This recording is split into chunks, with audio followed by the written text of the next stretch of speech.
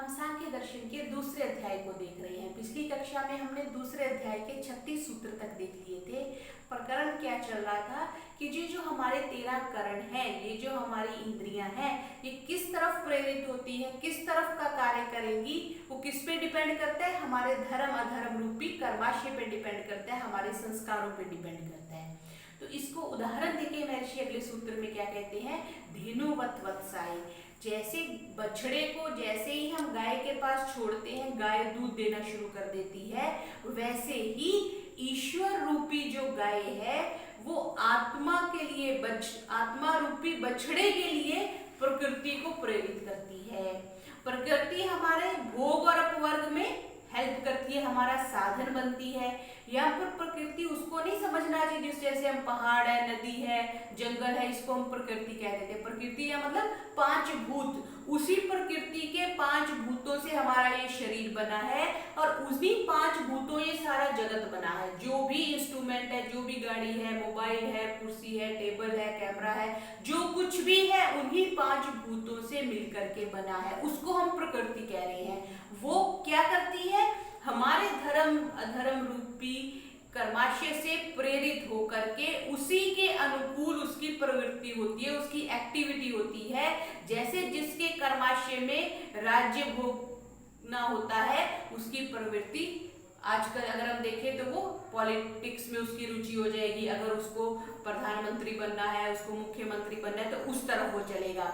अगर उसके कर्माशय में अध्यात्म लिखा है, सन्यासी होना लिखा है, तो उसकी प्रकृति उसको वही चीज अवेलेबल करवाएगी। प्रकृति तो वही है, लेकिन वो 2 डिफरेंट लोगों को उनकी रुचियों के अनुसार एक इशू है कि वो अवेलेबल करवाएगी, उपलब्ध करवाएगी। बिल्कुल वैसे ही जैसे हम शॉपिंग मॉल में जाते हैं तो डिपेंड करता है what we want to buy. If we want to buy grocery, हम उस साइड में जाएंगे। We want to buy cloth, will go to that side.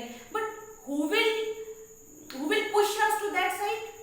The requirement, the need, हमारी जरूरत क्या है, हम उसके अकॉर्डिंग जा रहे हैं। अब जरूरत कौन डिसाइड कर रहा है, हमारा इनडायरेक्टली हमारा कर्माशय डिसाइड कर रहा है। किसी को जरूरत नहीं होती, वो विश से बाय करते हैं। जरूरत हमें 4 कपड़ों की है लेकिन हमारे पास 40 हैं, तो वो हमारा कुछ कर्माशय है जो हमें प्रेरित कर रहा है कि मेरे पास 40 ड्रेसेस होनी चाहिए। और जिसका सन्यास की तरफ रुचि है, जिसकी अध्यात्म में रुचि है, वो उसको क्या प्रेरित कर रहा है, उसका पीछे का कर्माशय प्रेरित करता है। यही प्रकृति, वही शॉपिंग मॉल जो ग्रोसरी और क्लोथ दोनों अवेलेबल करवा रही है, उसी तरह से प्रकृति भी व्यक्ति की जरूरत के अनुसार, उसके संस्कारों के अनुरूप उसको भोग और अपवर्ग अवेलेबल करवाती है। कैसे? जैसे गाय बछड़े को देख करके दूध दे देती है, वैसे ही ईश्वर आत्मा रूपी जो बछड़ा है उसको देख करके उसके अनुकूल जिस चीज की आवश्यकता होती है वो अवेलेबल करवाती है। इससे संबंधित हमें सांख्य कारिका भी मिलती है। उसमें क्या कहते हैं, श्वास जो कि हमारे जो करण है, हमारी जो 5 ज्ञान इंद्रिय, 5 कर्म इंद्रिय, ये कैसे काम करती हैं, उनका क्या प्रयोजन है, बिल्कुल इसी टॉपिक को सांख्य कारिकाकार कैसे समझाते हैं। स्वाम स्वाम प्रतिपद्यन्ते परस्पर आहुत हेतु काम वृत्तिम। स्व प्रतिपद्यन्ते, अपने अपने कार्य में वो संलग्न होती है, अपनी अपनी एक्टिविटी करती है। क्या वृत्ति करती है, एक दूसरे के संकेत को समझ करके, एक दूसरे की बात को सुन, एक दूसरे के एक्शन को समझ करके वो एक्टिविटी करने लग जाती है। जैसे अगर हम घर में बैठे हैं, अगर कोई अचानक से गेस्ट आ जाता है, तो जो लेडी है, जो गृहिणी है, वो किचन में जाकर के फटाफट कुछ कुक करना शुरू कर देती है। और इतने में जो इंचार्ज है, घर का पुरुष है, उसको पता चल जाता है, उसको पता है कि घर में दूध नहीं है तो चाय कैसे बनेगी। वो चुपचाप बाहर जाता है, दूध लेके आके किचन में दे देता है और चाय बन के बच्चा जो लेके वो डाइनिंग रूम में आ जाता है, ड्राइंग रूम में आ जाता है। सबने तालमेल से काम किया तो हमारा एक्शन अचीव हो गया, हमारा टारगेट अचीव हो गया। बिल्कुल वैसे ही ये जो हमारी इंद्रिय क्या करती है, अपने अपने एक्शन करती है, लेकिन कैसे, दूसरे के अनुकूल, दूसरे के एक्शन को समझ करके, उससे तालमेल बिठा करके। अगर आपने किसी आश्रम में चपाती बनाने वाली मशीन देखी हो, तो हम आटा डाल रहे हैं, वो अपने आप, एक इंस्ट्रूमेंट है वो उसके पेड़े करता है, दूसरा इंस्ट्रूमेंट है उसको बेलता है, तीसरा इंस्ट्रूमेंट उसको पकाता है, चौथा इंस्ट्रूमेंट उसको बाहर निकाल देता है। तो कितनी कोऑर्डिनेशन है उसमें, ताकि हमारा एंड रिजल्ट जो चपाती बन के आ रही है वो हमें अचीव हो रहा है। बिल्कुल वैसे ही हमारी ज्ञानेंद्रियां कितने अच्छी कोऑर्डिनेशन से काम कर रही है, इसको हमने कभी अनुभव नहीं किया।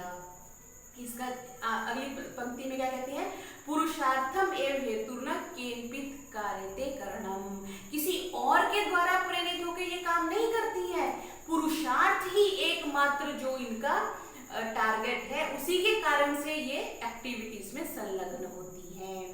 उदाहरण देके महर्षि कैसे समझाते हैं कि जैसे युद्ध हो रहा है कोई, जैसे हमने पीछे महाभारत देखी, तो उसमें कुछ सैनिक हैं जो पैदल हैं, कुछ सैनिक हैं जो घोड़े पे हैं, कुछ सैनिक हैं जो हाथी पे हैं, और कुछ सैनिक हैं जो रथ पर सवार हैं।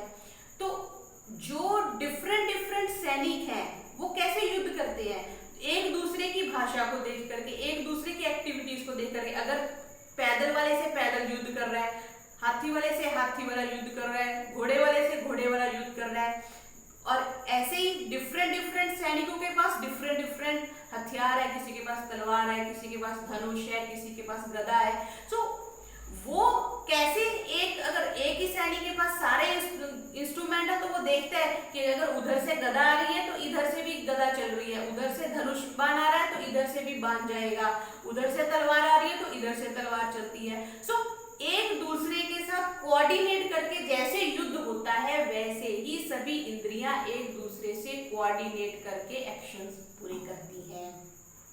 इसको ऐसे देखेंगे, जैसे हम जंगल में जा रहे हैं, एकदम से कुछ खटका हुआ, कुछ आवाज हुई, कुछ शोर हुआ, हमारे श्रोत्र को इंस्ट्रक्शन गई बुद्धि से कि उधर देखो। फिर श्रोत्र इंद्रिय ने पहले सुना तो आंख ने उधर देखा, आंख ने उधर देखा तो हमें लगा कि हमने स्पर्श करके उस वस्तु को देखा, ये सख्त चीज है, कुछ पत्थर है। फिर हमें लगेगा कि अहम भाव आएगा कि मुझे इसको लेना चाहिए कि नहीं लेना चाहिए। फिर अंत में निर्णय हुआ कि मुझे नहीं लेना चाहिए। अगर लेना चाहिए निर्णय हुआ तो हाथ को इंस्ट्रक्शन मिली कि तुम नीचे जाओ, तुम झुक जाओ, हाथ ने उठा लिया। फिर अगर कोई खाने वाली वस्तु है तो रस इंद्रिय को इंस्ट्रक्शन गई कि हाँ तुम इसको खा लो, रस इंद्रिय ने लिया और हमने उसका स्वाद ले लिया। सो इस तरह से सारे होके मन और बुद्धि से ही जाएगा, मन बुद्धि अहंकार से ही इंस्ट्रक्शन निकलेगी।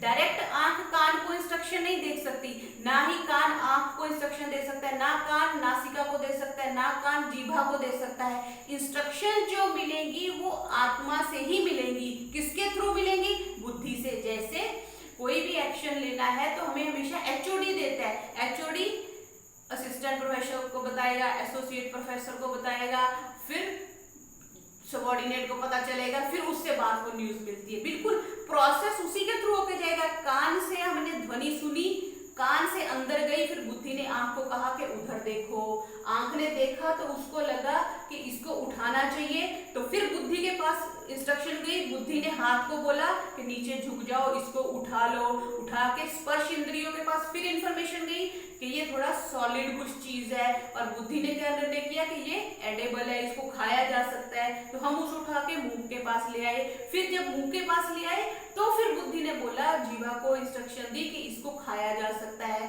फिर हमने उसको अंदर लिया और हमने उसको खाया। यहाँ पर आप ये बात समझने की है कि ना तो हाथ ने उस खाए हुए का आनंद लिया, ना आंख ने लिया, ना कान ने लिया, ना नासिका ने लिया। ये जो आनंद की अनुभूति होती है वो किसको होती है? जो भी आनंद की अनुभूति है वो सिर्फ पुरुष को होती है, जिसको हम जय कह देते हैं। पुरुष यानी आत्मा, आत्मा को होती है, जय को होती है। बाकी सब तो निर्जीव है, प्रकृति है, जड़ है, वो तो सिर्फ काम करने वाली है। पता किसको चलता है, लाभ किसको मिलता है? आत्मा को, पुरुष को, जो जय है। बिल्कुल वैसे ही युद्ध जितना मर्जी सैनिक लड़ ले, लेकिन जो विजय हुई वो महाराज युधिष्ठिर की हुई। उसी तरह से जो जैसे हार या जो जीत होती है वो राजा की होती है, बाकी सारे कार्य करते हैं। बिल्कुल वैसे ही हाथ पैर नाक जो भी हमारी एक्टिविटीज कर रहे हैं, उसका जो ज्ञान है, उसका जो क्रेडिट है वो आत्मा को ही जाता है।